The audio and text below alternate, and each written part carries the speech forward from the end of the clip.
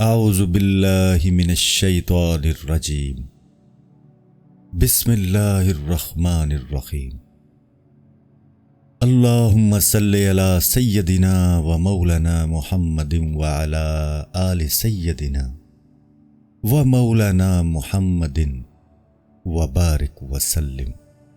فضائل و مسائل حج۔ عمر بھر میں صرف ایک فرض۔ واضح ہو کہ حج ارکان اسلام میں سے ایک اہم رکن ہے۔ پوری عمر میں فقط ایک مرتبہ اس کی ادائیگی کا حکم ہے۔ نبی کریم صلی اللہ علیہ وآلہ وسلم کا ارشاد ہے، جس پر حج فرض ہوا مگر وہ بغیر حج کیے مر گیا تو اسے کہہ دو کہ یہودی مرا یا نصرانی۔ یہ کلمات تنبیہ ہے اس مسلمان کے لیے جس پر حج فرض ہوا مگر وہ قصداً حج کو مؤخر کرتا رہا حتیٰ کہ مر گیا۔ وہ یوں سمجھو کہ یہودی مرا یا عیسائی، مگر ان مسلمانوں کو اس سے سبق حاصل کرنا چاہیے جن پر حج فرض ہے اور اس کی ادائیگی میں دیر کر رہے ہیں۔ نبی کریم صلی اللہ علیہ وآلہ وسلم فرماتے ہیں، جس شخص نے حج کیا اور پھر فسق و فجور سے بچتا رہا اور اپنی زبان کو بیہودہ گوئی سے بچایا اور اپنے آپ کو غلط افعال و اعمال سے دور رکھا تو وہ ایسے ہو گیا جیسے اس نے کوئی گناہ کیا ہی نہیں۔ اس کے تمام گناہ معاف ہو گئے اور یوں ہوا کہ آج ہی پیدا ہوا ہے۔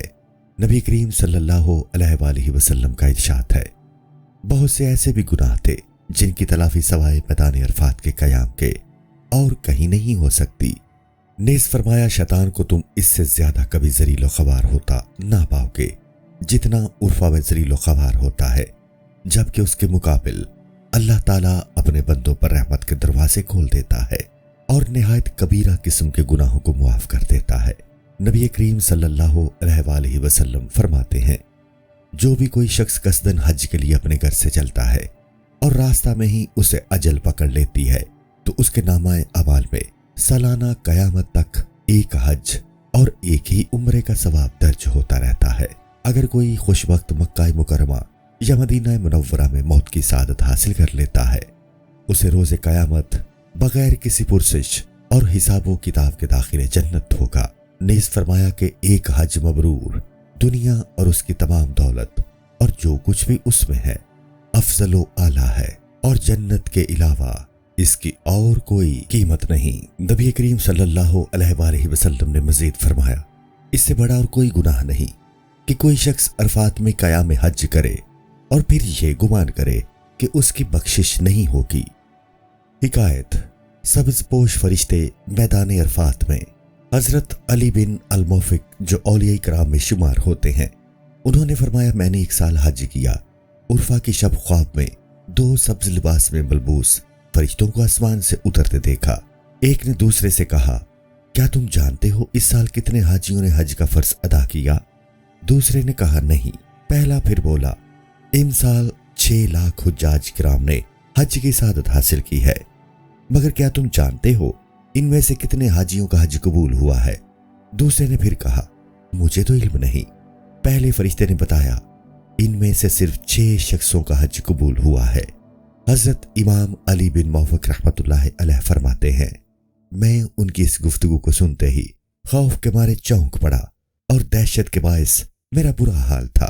پریشانی کے عالم میں میرے دل میں اسی بات نے جگہ پکڑ لی کہ میں تو کسی بھی صورت ان 6 خوش نصیبوں سے نہیں ہو سکتا۔ اسی شش و پنج اور غم و علم میں شیر الحرام پہنچا۔ مجھے پھر نیند نے آ لیا اور وہیں سو گیا۔ کیا دیکھتا ہوں، خواب میں پھر وہی دونوں فرشتے گفتگو کرتے سنائی دیے اور اسی طرح ایک دوسرے سے سوال و جواب کرتے نظر آئے۔ ایک نے کہا، آج رات اللہ تعالیٰ کی طرف سے کیا حکم ہوا ہے؟ دوسرا بولا، مجھے کوئی پتہ نہیں۔ تو پہلا کہنے لگا، ان 6 خوش نصیب حاجیوں کے توسل سے اللہ تعالیٰ نے ہر ایک کے بدلے 1 لاکھ حاجیوں کے حج کو قبولیت کا شرف عطا فرما کر انہیں مغفرت و بخشش سے نواز دیا ہے۔ یہ سنتے ہی خوشی و مسرت کے عالم میں بیدار ہوا اور اللہ تعالیٰ کی حمد بجا لایا اور شکر ادا کیا۔ رسول کریم علیہ تحیات و تسلیم فرماتے ہیں، اللہ تعالیٰ نے وعدہ فرمایا ہے، ہر سال 6 لاکھ حجاج کرام حج و زیارت کے لیے مکہ مکرمہ آتے رہیں گے، اور اگر کسی سال تعداد بظاہر کم ہوئی تو اتنے فرشتے بھیج دیے جایا کریں گے تاکہ تعداد مکمل ہو۔ قیامت اور بیت اللہ شریف۔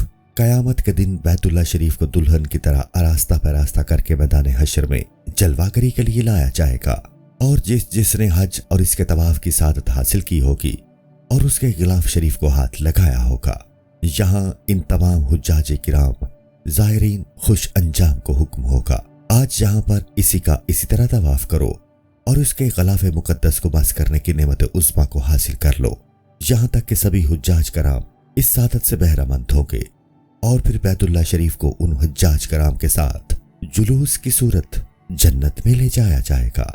سبحان اللہ و بحمدہ، سبحان اللہ العظیم۔ شرائط حج۔ صحت حج۔ واضح ہو کہ جو مسلمان صحیح وقت پر حج کرے گا اسی کا حج قابل قبول ہوگا۔ حج کے مہینے تو شوال، ذی القعدہ و ذی الحجہ ہیں، مگر خصوصیت کے ساتھ حج کے دن صرف 5 ہیں، 8 ذی الحجہ کی صبح سے لے کر 12 ذی الحجہ کی شام تک۔ ان دنوں میں احرام حج باندھنا صحیح درست ہے، اور اگر ان دنوں کے علاوہ احرام باندھے گا تو وہ عمرہ شریف کے لیے ہوگا۔ اگر بچہ سن شعور و تمیز کی منزل تک پہنچ چکا ہے تو اس کا حج صحیح و سالم ہوگا، اور اگر شیر خوار ہو تو ولی کو چاہیے اس کی طرف سے احرام باندھ کر طواف اور سعی عرفات پہنچے، نیز دیگر شرائط پوری کرے تاکہ اس کا حج بھی درست ہو۔ وقت کی پابندی حج میں بنیادی شرط ہے، لیکن فریضہ حج کی ادائیگی کے لیے ان 5 شرائط کا پورا کرنا از حد ضروری ہے۔ نمبر 1، مسلمان ہو۔ نمبر 2، آزاد ہو۔ نمبر 3، بالغ ہو۔ نمبر 4، عاقل ہو۔ نمبر 5، اور وقت پر احرام باندھے ہو۔ اگر نابالغ نے احرام باندھا اور قیام عرفات سے قبل بالغ ہو گیا، غلام تھا، اس سے قبل آزاد ہوا، تو اسے حج بجا لانا کفایت کرے گا، اور یہی شرطیں ان ایام کے علاوہ سال بھر کے دوسرے دنوں میں بجا لائے تو یہ عمرہ کی ادائیگی ہوگی۔ لیکن کسی دوسرے کی طرف سے حج بدل ادا کرنے میں یہ شرط ہے کہ وہ پہلے حج کر چکا ہوا، بصورت دیگر یہی نیت دوسرے کی بجائے اس کی اپنی طرف سے ہوگی، اور یہ حج بدل نہیں ہوگا۔ حج نہایت نیابت کے لیے ترتیب اسی طرح سے ہے، پہلے اپنا فرض حج ادا کرنا، حج قضا ہو چکا ہو تو پہلے اس کی ادائیگی، اگر حج کی نظر مانی ہو تو وہ نظر پوری کرے، پھر اس کے بعد نیابت قابل قبول ہوگی۔ نیز حج کے واجب ہونے کی یہ شرائط ہیں: نمبر 1، مسلمان۔ نمبر 2، بالغ۔ نمبر 3، عاقل۔ نمبر 4، آزاد۔ نمبر 5، صاحب استطاعت۔ استطاعت میں 2 اور قسمیں بھی پائی جاتی ہیں۔ نمبر 1، جسمانی طور پر مضبوط اور توانا ہو تاکہ ارکان حج بآسانی ادا کر سکے۔ اس کے لیے 3 چیزوں کا ہونا ضروری ہے: صحت و تندرستی، راستہ پرامن ہو جس میں دشمنوں سے جان و مال کے ضائع ہونے کا خطرہ نہ ہو، نیز اپنے پاس زادرہ اس مقدار میں ہو کہ آنے جانے میں پریشانی لاحق نہ ہو سکے، اور واپسی تک اہل و عیال کے اخراجات مہیا ہوں، مقروض نہ ہو، اور یہ بھی ہے کہ سواری وغیرہ کے لیے اپنے پاس کرایہ ہو۔ پیدل حج کرنا کوئی شرط نہیں، آج کل بے شمار ذرائع آمد و رفت پیدا ہو چکے ہیں، زمانہ قدیم کی سواریوں کا تصور تک نہیں رہا، بحری، بری، فضائی، ہر راستہ اپنے وسائل کے اعتبار سے مثالی ہے۔ حجاز مقدس یعنی عرب شریف میں لاریاں، گاڑیاں، کاریں، حتیٰ کہ ہوائی جہاز، بیرونی ممالک سے بڑے بڑے جدید ترین طیارے حجاج کرام کو عرب شریف پہنچاتے ہیں۔ ایک عجیب سماع اور روح پرور نظارہ دیکھنے میں آتا ہے۔ دنیا میں سب سے بڑا ایئرپورٹ جدہ شریف کا ہے، جہاں حج کے سیزن میں دنیا بھر سے آنے والے حجاج کرام کے طیارے ہر ایک منٹ پر اترتے دکھائی دیتے ہیں۔ اب قدیم زمانے کی طرح حجاج کرام عرب شریف میں آزادی سے داخل نہیں ہو سکتے، پاسپورٹ، شناختی کارڈ اور دیگر لوازمات کا ہونا ازحد ضروری ہے۔ ایئرپورٹ پر اترنے سے پہلے ہی ہر ایک حاجی کے قوائف انتظامیہ کے پاس پہنچ چکے ہوتے ہیں، گویا کہ طیارے سے باہر آتے ہی حجاج کرام حکومت وقت کی تحویل میں آ جاتے ہیں۔ پھر مکہ مکرمہ اور مدینہ منورہ میں آنے جانے کے تمام تر معاملات معلمین اور حکومت کے نائبین کے سپرد ہوتے ہیں۔ بلا پاسپورٹ عرب سے نکلنا جرم ہے، بلکہ کوئی نکل سکتا ہی نہیں، البتہ حکومت جسے چاہے جوازن یا بلا جواز حج کرنے سے قبل بھی نکال سکتی ہے، اس لیے کہ حجاج کرام کو تمام بین الاقوامی कवायद और ज़वाबित और जुमला कवानीन पर अमल करना बेहद ज़रूरी है और इसी में ही फ़ायदा है। दूसरी किस्म यह है कि अगर कमज़ोर हो, ज़ईफ़ या मफलूज हो, नेज़ किसी और सबब से हज अदा ना कर सकता हो या इतना कमज़ोर हो चुका हो कि उसे अपनी ताकत बहाली की उम्मीद ही ना रही हो, तो ऐसे शख्स की इस्तिताअत ये है कि अपनी जगह किसी और को हज पर तमाम तर अखराजात देकर भेज दे। और अगर उसका अपने बाप की तरफ से हज करने पर रजामंदी का इजहार बिला किसी उजरत वगैरह के करे तो उसे इजाजत दी जाए, इसलिए कि बाप की खिदमत औलाद के लिए बाइस इज्जत और काबिल सद इफ्तिखार है। और अगर बेटा कहे कि मैं अपने बाप की तरफ से किसी और को तमाम इखराजात देता हूँ, बाप उसे भेज दे, उस पेशकश को कबूल न किया जाए, क्योंकि इस तरह बाप बेटे का ममनून एहसान होगा। यूं ही अगर कोई शख्स किसी को फ्री हज की पेशकश करे तो उसका ममनून एहसान होना भी लाजमी नहीं। बहरहाल जब इस्तिताअत की जुमला शराइत पूरी हो तब हज के लिए फौरी तैयारी करनी चाहिए। ताहम ताखीर भी जायज़ है कि इमसाल नहीं, आइंदा साल ही हज कर लूंगा, मगर आइंदा हज के दिन आने से कबल फौत हो जाएगा तो गुनाहगार होगा। ऐसी सूरत में मुनासिब है कि उसके तरका से उसकी तरफ से हज कराया जाए, अगरचे उसने वसीयत भी ना की हो, क्योंकि ये तो उस पर कर्ज हो चुका था। हज़रत सैयदना उमर रज़ियल्लाहु ताला अन्हु फरमाते हैं, मेरा तो इरादा था कि मैं पूरी मुमलिकत के तमाम शहरों को हुक्म नाफिज कर दूं कि जितने इस्तिताअत रखते हैं अगर वो हज नहीं करेंगे तो उनसे जिज़िया वसूल किया जाया करेगा। अरकाने हज। वाज़ेह हो के अरकाने हज 5 हैं जिनके अदा किए बगैर हज होता ही नहीं। Number 1 एहराम, number 2 तवाफ, number 3 Sai, number 4 कयामे Irfat, number 5 बाल कटवाना या मुंडवाना। वाजिबात हज के रह जाने या बातिल हो जाने से हज फासिद नहीं होता, ताहम एक बकरा ज़िबा करना लाजिम हो जाता है। वो 6 वाजिब हैं। नंबर 1 मिकात या मिकात से गुजरते वक्त एहराम बांधे होना। बिला एहराम बांधे वहां से गुजर जाएगा तो एकदम वाजिब हो जाएगा, यानी बकरा ज़िबा करना। नंबर 2 जबरात पर कंकरियां मारना। नंबर 3 मैदान अरफात में सूरज के गुरूब होने तक कयाम करना। नंबर 4 मुज़दलिफ़ा शरीफ में रात भर कयाम करना। नंबर 5 मना शरीफ में कयाम। नंबर 6 तवाफ़े विदा करना। नोट, इन 6 शराइत में आखिरी 4 के लिए बकौल वाहिद रह जाने से दम देना वाजिब नहीं, सुन्नते मौकदा है। हज की अदायगी में 3 सूरतें हैं, हज इफराद, हज कुरान, हज तमतमा। बलहाज़ दर्जा हज इफराद अफसल है। वो इस तरह है कि पहले सिर्फ अकेला हज ही रहे, जब हज करे तो फिर हरम शरीफ से बाहर मिकात यानी जराना या तनीम पर जाकर एहराम बांधे और उम्रा की अदायगी की नीयत करे। जराना में तनीम से एहराम बांधना अफसल है और तनीम से एहराम बांधना मुकाम हुदैबिया से अफसल है। बहरहाल इन तीनों जगहों से ही एहराम बांधना सुन्नत है।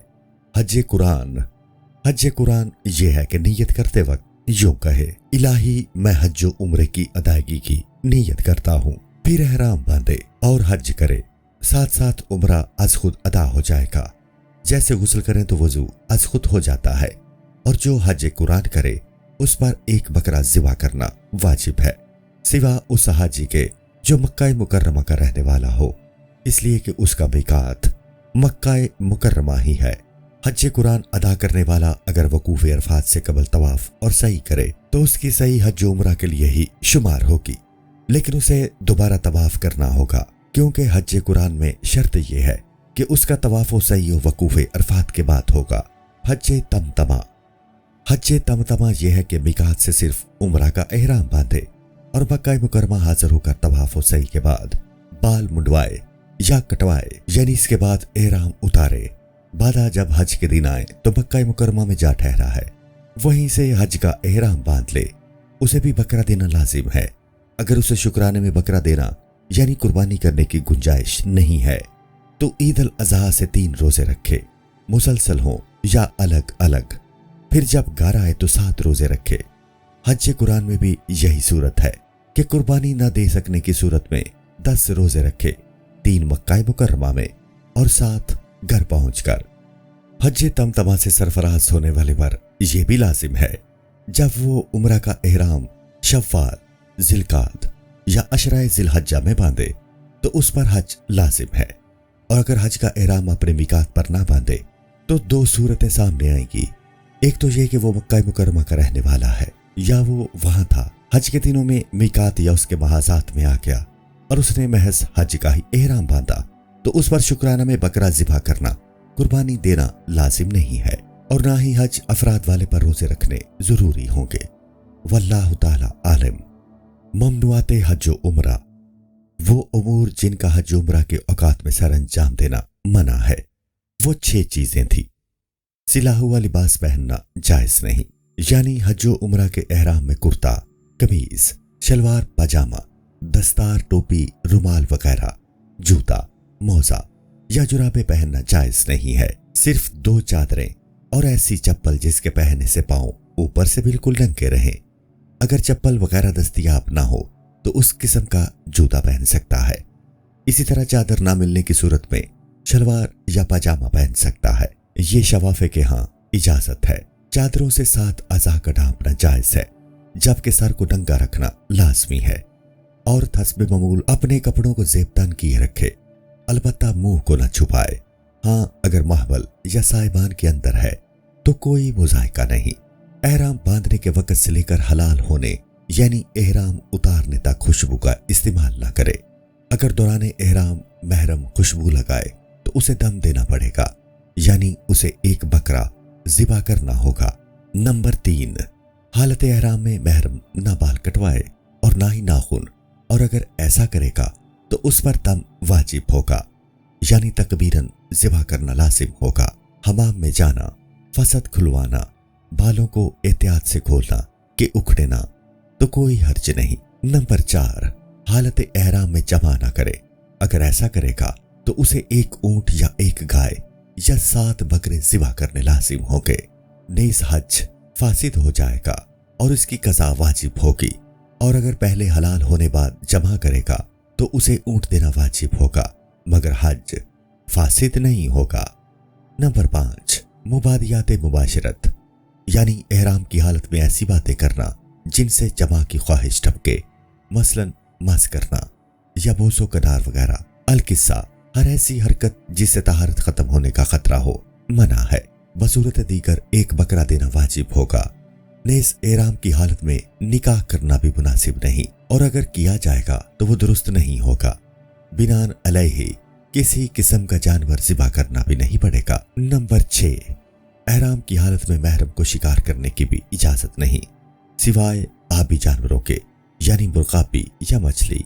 और अगर शिकार किया जाए ऊंट, गाय या बकरा जिससे वो शिकार हुजम में मुशाबहत रखता होगा, उन जानवरों में से कोई एक ज़िबा करना लाजिम होगा, और ये मुशाबहत ज्यादा से ज्यादा हो। कैफियत हज उम्रा, वाज़ेह हो के अमाल हज की तमाम कैफियत को अव्वल व आखिर तक तरतीब वर जानना निहायत ज़रूरी है, यानी फ़राइज़ हज, सुनने हज और मुस्तहबात सभी का अच्छी तरह याद होना चाहिए। जैसे कि तरीका मसनूना है, जो आदमी इबादत को आदत के तौर पर नहीं, अजादत यानी तीमारदारी के तौर पर करता है, उसके नज़दीक सुनन, मुस्तहबाब और फ़राइज़ वगैरह की कोई ख़ास अहमियत नहीं। वो सभी को यकसा तसव्वुर करता है, मगर ये अच्छी तरह समझ लेना चाहिए कि मुकामी महबूबियत तो सुननो अदाब यानी मुस्तहबाब की अदायगी से ही हासिल होगा। जैसे कि रसूल करीम अलैहि तहियात व तस्लीम ने फरमाया, अल्लाह ताला का इरशाद है, मेरे बंदे मेरे मुकर्रब बनने के लिए मेरे फ़राइज़ की बेशक पाबंदी करें, मगर मेरे कुर्ब की दौलत से तभी सरफराज होंगे जब फ़राइज़ की अदायगी के साथ साथ सुन्नो नवाफिल का एहतमाम करेंगे, और सुन्नो नवाफिल की अदायगी के बायस उन्हें मेरा कुर्ब ऐसे नसीब हो जाता है कि मैं उनकी आंख, नाक, कान, हाथ बन जाता हूं, यानी वो मुझी से देखते, सुनते, लेते और कहते हैं। लिहाजा इबादत मुस्तहबात और सुनन का बजा लाना निहायत अहम है। नेज़ हर इबादत के मुकाम व महल के आदाब को मलहूज़ रखना अज हद जरूरी है। आदाब हज व ज़ादिरा, वाज़ेह हो कि जब भी कोई खुश वक्त इंसान हज का इरादा करे, पहले अपने तमाम सगीरा व कबीरा, दानिस्ता व नादानिस्ता, खता व साहवन भूल कर या कस्तन भी गुनाह किए हों, उनसे तौबा करे اور آئندہ کے لیے نیت کرے کہ وہ ہر کسی ظلم و جفا سے بچے گا۔ اگر مقروض ہو تو تمام قرض ادا کرے، اپنے اہل و عیال اور جس جس کا نان و نفع اس کے ذمہ ہے ان تمام کے لیے نان و نفع کا انتظام کرے، نیز وصیت نامہ تیار کرے، زاد راہ حلال کی کمائی سے ہو، شک و شبہ کے مال سے پرہیز کرے، اس لیے کہ مشکوک مال و دولت سے حج قابل قبول نہیں، اور اپنے ساتھ ذات راہ وافر مقدار میں لے کر چلے تاکہ اگر کسی درویش یا حاجت مند کو دینا پڑے تو ضرور اپنے مال سے ان کی حوصلہ افزائی کر سکے۔ گھر سے روانگی کے وقت کچھ صدقہ و خیرات کر کے نکلے تاکہ سفر بخیر و عافیت طے ہو۔ سواری کے لیے جو جانور لے وہ طاقتور، مضبوط اور توانا ہو۔ آج کل یہ مسئلہ از خود حل ہو چکا ہے، جیسے قبل ازیں تحریر ہوا، تاہم اگر مکہ مکرمہ یا مدینہ منورہ سے پرائیویٹ کار وغیرہ کرایہ پر لینی پڑے تو بہت اچھی سی حاصل کرے، کیونکہ راستے میں پرائیویٹ گاڑی کا ملنا مشکل ترین امر ہے، اور جو اشیاء اپنے ساتھ سفر میں لے جانا چاہتا ہے وہ کرایہ پر لی گئی گاڑی کے مالک یعنی ڈرائیور کو دکھا دے تاکہ بعد میں پریشانی کا سامنا نہ کرنا پڑے۔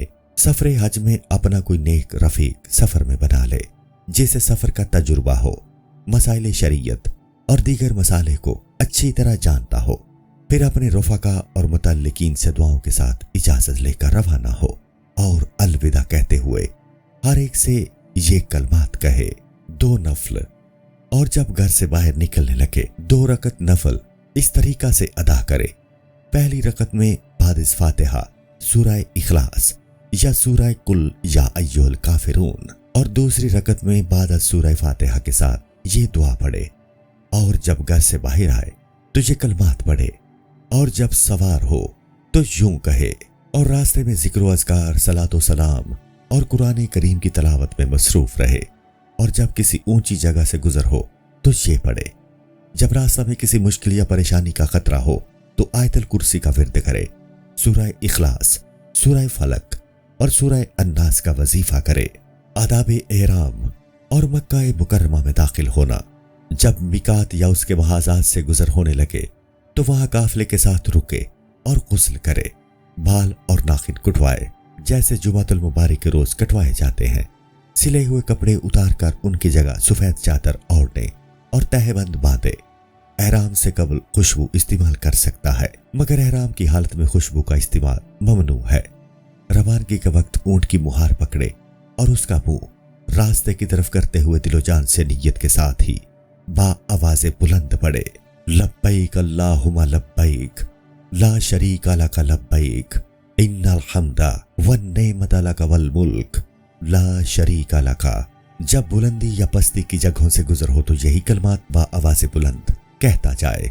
جب کوئی قافلہ سامنے آئے تب بھی تلبیہ کہا جائے، اور جب مکہ مکرمہ کے قریب پہنچے تو غسل کرے۔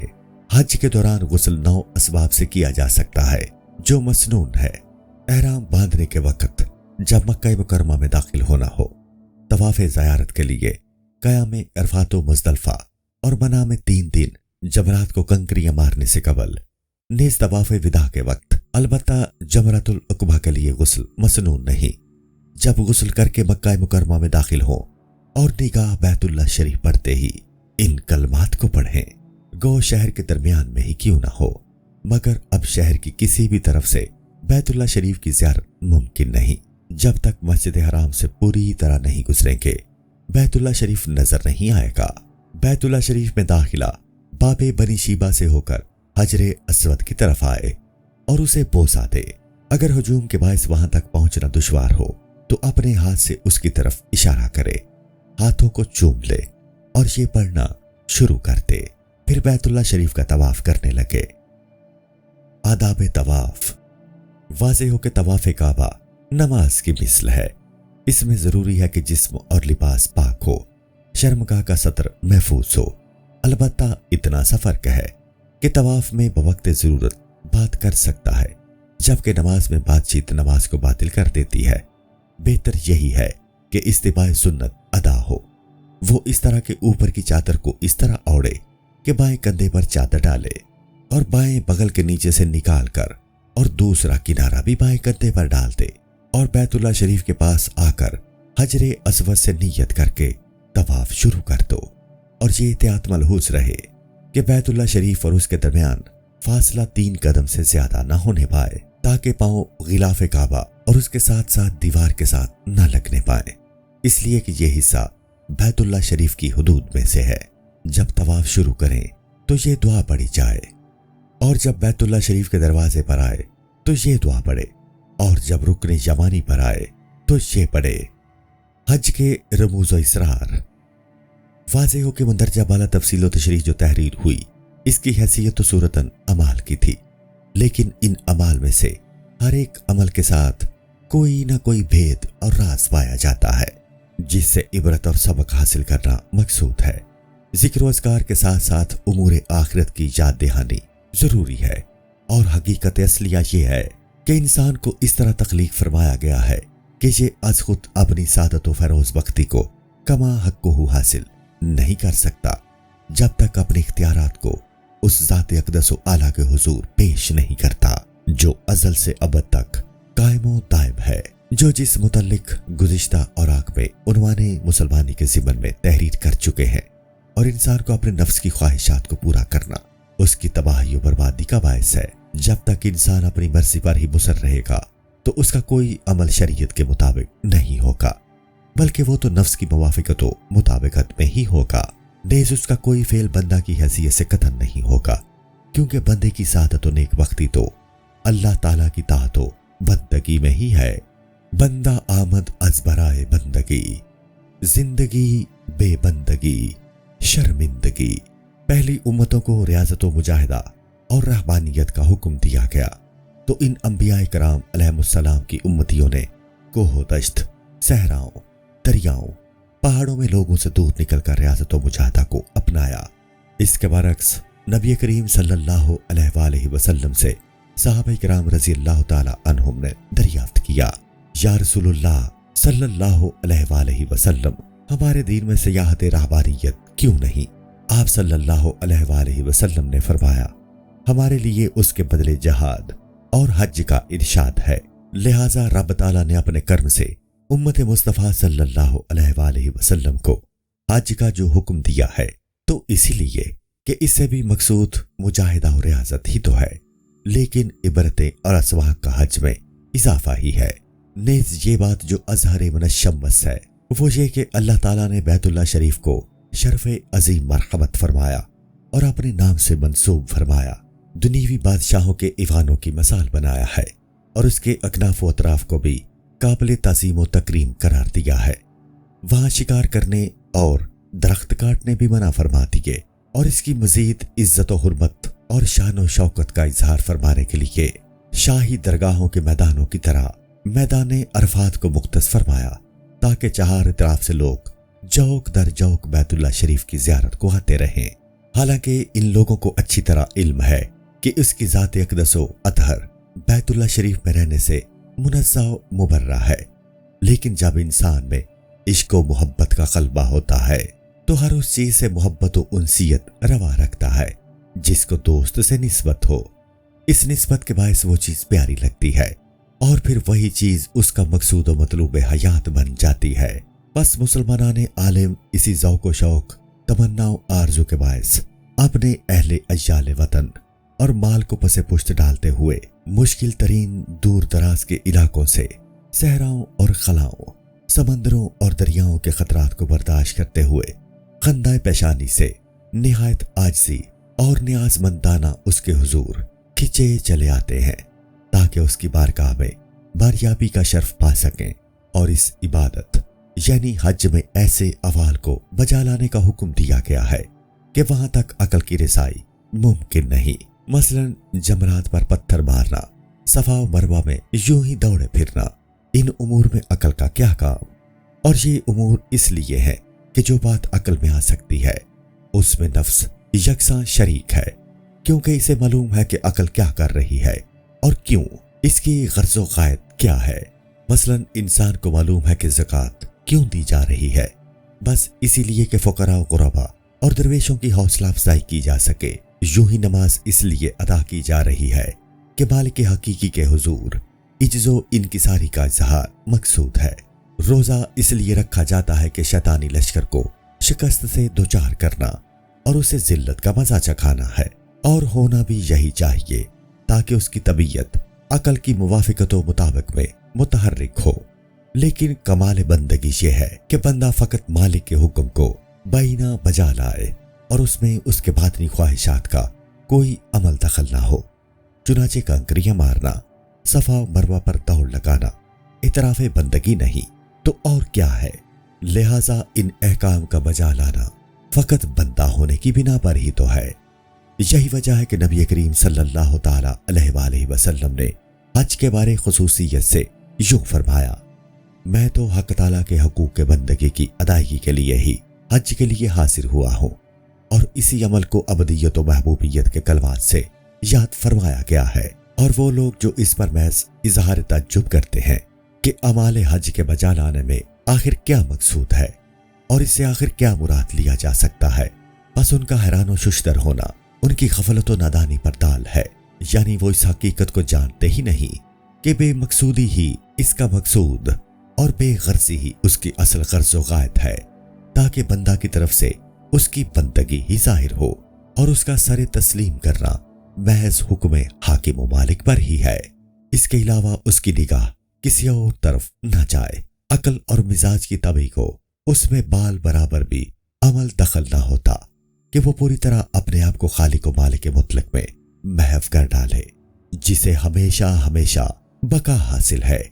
उसकी सादत तो नीस्ती और फनायत में ही पोशीदा है, ताकि उसके सामने अल्लाह तबारक व ताला उसके इरशादात के अलावा किसी चीज का नामो निशान तक बाकी न रहे। बयां में नुक्ताए तौहीद आ तो सकता है, तेरे दिमाग में बुतखाना हो तो क्या कहिए। हज इबरतों और हुसूल असबाक का सबब। हज शरीफ में इस किस्म की इबरतें हासिल होती हैं। सफर हज को सफर आखिरत की मानिंद बनाया है।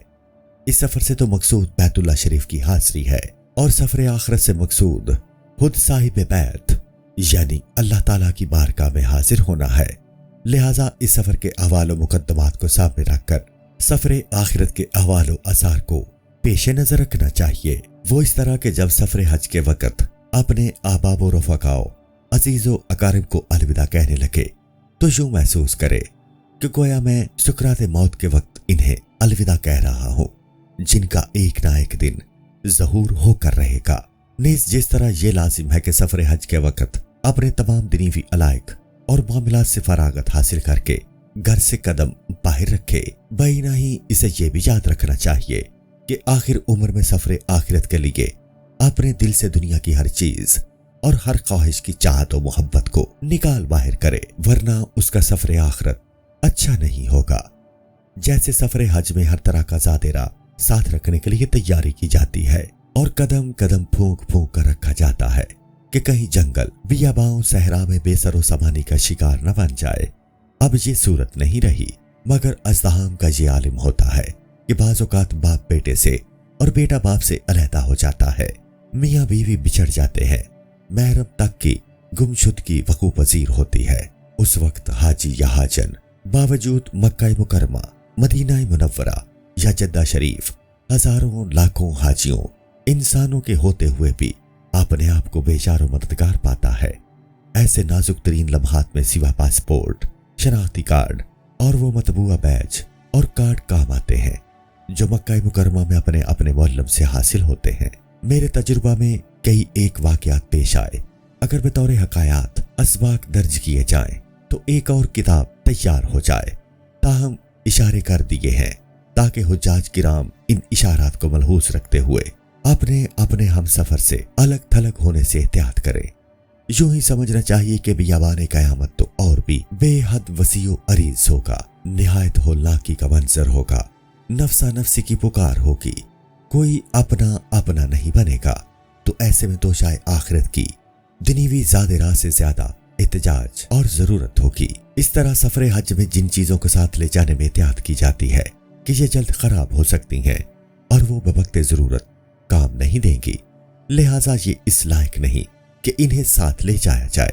इसी तरह ये भी जानना चाहिए कि हर वो तातो इबादत जिसमें नमूद व नुमाइश और रियाकारी व कोताही की आमेज़िश होगी, وہ توشائے آخرت کے لیے مناسب نہیں ہے۔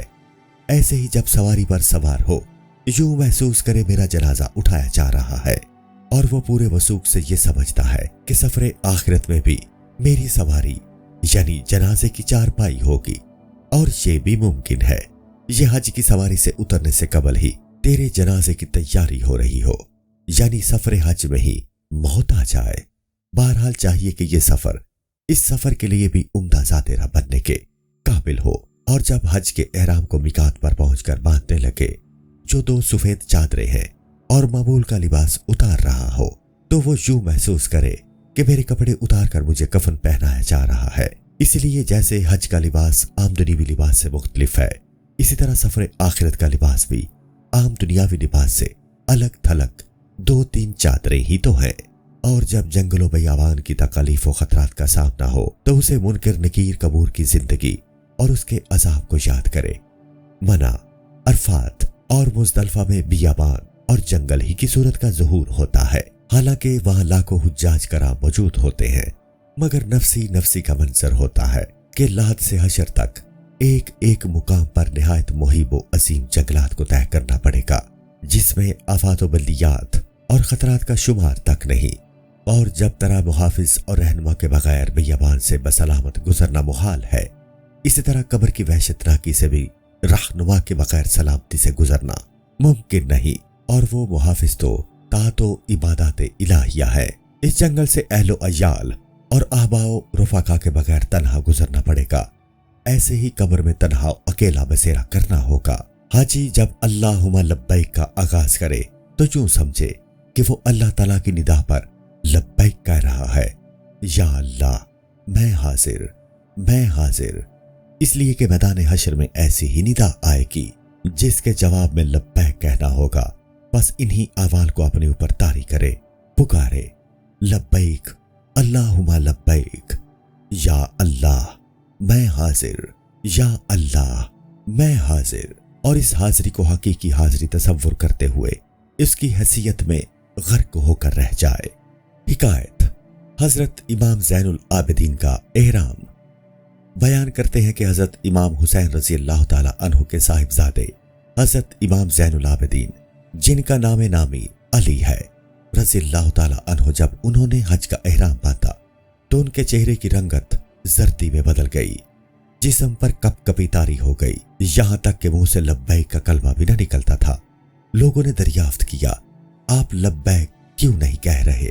فرمایا، میں ڈرتا ہوں کہ میرے لبیک کہنے کے جواب میں اگر مجھے لا لبیک ولا صادق سننا پڑے تو کیا کروں گا؟ اور ان الفاظ کے نکلتے ہی آپ اونٹ سے نیچے گرے اور بے ہوش ہو گئے۔ حکایت حضرت ابو سلیمان دارانی اور لبیک۔ احمد بنی ابو حوار جو حضرت ابو سلیمان دارانی کے مرید بیان کرتے ہیں کہ حضرت ابو سلیمان دارانی رحمت اللہ تعالی علیہ نے بوقت احرام لبیک نہ کہا، اور اسی طرح 1 میل کی مسافت طے کر لی کہ اچانک بے ہوش ہو کر گر پڑے۔ جب ہوش میں آئے تو کہنے لگے، ایک بار حضرت موسیٰ علیہ السلام کی طرف وحی آئی کہ میرے کلیم اپنی امت کے ظالموں کو حکم دو مجھے یاد نہ کیا کرو، حتیٰ کہ اپنی زبانوں پر میرا نام تک نہ لائیں، اس لیے کہ جو مجھے یاد کرتا ہے میں اسے یاد کرتا ہوں، گو ظالم ہی کیوں نہ ہو، لیکن جب ظالم یاد کرتا ہے تو میں بھی اسے یاد کرتا ہوں، مگر لعنت بھیج کر۔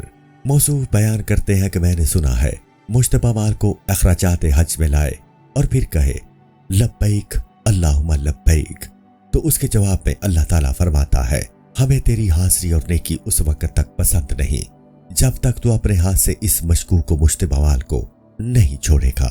طواف و سعی کی مثال تو ناداروں اور بیماروں کی سی ہے جو بادشاہوں اور امراء کے درباروں کے گرد گرد چکر لگاتے رہتے ہیں تاکہ مناسب سا موقع ملے اور اپنی مصروفیات ان کے سامنے رکھیں، اس لیے کبھی جلوت خانے میں آتے ہیں، کبھی جاتے ہیں، اور کسی ایسے آدمی کی تلاش میں رہتے ہیں جو ان کی سفارش کر سکے، نیز اس بات کی بھی امید رکھتے ہیں ممکن ہے اتفاقاً بادشاہ از خود ہی دیکھ لے اور ان پر مہربان ہو جائے۔ اس کا کرم پر اس کا کرم ہے، اس کے کرم کی بات نہ پوچھو۔ میدان عرفات میں حجاج کرام کا قیام، تمام مالک اور اکناف و اطراف عالم طرح طرح کے لوگوں کے اجتماع اور پھر ہر ایک کا دعاؤں اور التجاؤں میں مصروف ہونا، الگ الگ زبانوں اور طرح طرح کی بولیوں سے اپنی گزارشات کو اپنے رب کے حضور پیش کرنا میدان عرفات کی مثال ہے، جہاں تمام مخلوق جمع ہوگی اور ہر ایک نفسی نفسی کے عالم میں ہوگا اور ان پر رد و قبول کا خوف مسلط ہوگا۔ جمرات پر کنکریاں مارنا اس نیت سے ہوتی ہیں کہ اللہ تعالیٰ کے حضور اپنی ابدیت کا اس رنگ سے بھی اظہار کرے۔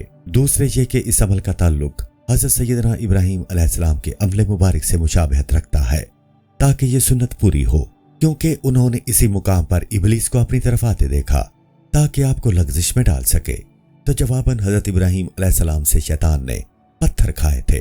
بس اگر تیرے دل میں یہ وہم پیدا ہو کہ حضرت ابراہیم علیہ السلام کے سامنے تو شیطان تھا، لہٰذا ان کا اسے پتھر مارنا تو صحیح تھا، میرے سامنے تو شیطان نہیں، میں کیوں پتھر ماروں؟ تو پھر تم اچھی طرح سمجھ لو کہ یہ شبہ بھی شیطان کا پیدا کرتا ہے، لہٰذا اس پر خوب پتھر برسانا کہ اس کی کمر ٹوٹ جائے، اور اس کی کمر تو اسی طرح توڑی جا سکتی ہے کہ تو اللہ تعالیٰ کا فرما بردار بندہ بن جائے اور وہی امر بچا لائے جس کا اسے حکم ہے، اور اپنے اختیارات و تصرفات کو کلی طور پر اس ذات بقا کے حضور پیش کر دے اور یقیناً محسوس کرے کہ میں نے جمرات پر کنکریاں مار کر شیطان پر غلبہ حاصل کر لیا ہے۔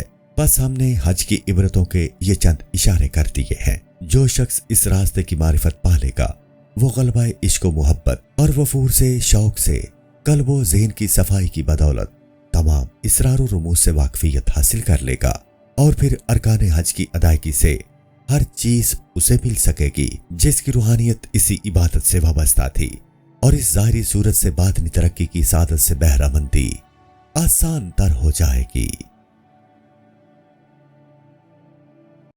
السلام علیکم۔ پوری کتاب دیکھنے کے لیے ہمارے یوٹیوب چینل صوفی سما کی پلے لسٹ میں جائیں۔ یہاں آپ کو مختلف بزرگوں کی کتابیں ملیں گی، اور جو کتاب پوری نہ ہوئی اس پر کام تیزی سے ہو رہا ہے اور ریگولر بیسس پر اپلوڈ ہوتی رہتی ہیں۔ آپ سے گزارش ہے کہ آپ ہمارے یوٹیوب چینل کو سبسکرائب کر لیں اور بیل نوٹیفیکیشن پر کلک کر لیں تاکہ ہماری آنے والی کتابیں آپ کو ملتی رہیں۔ جزاک اللہ خیر۔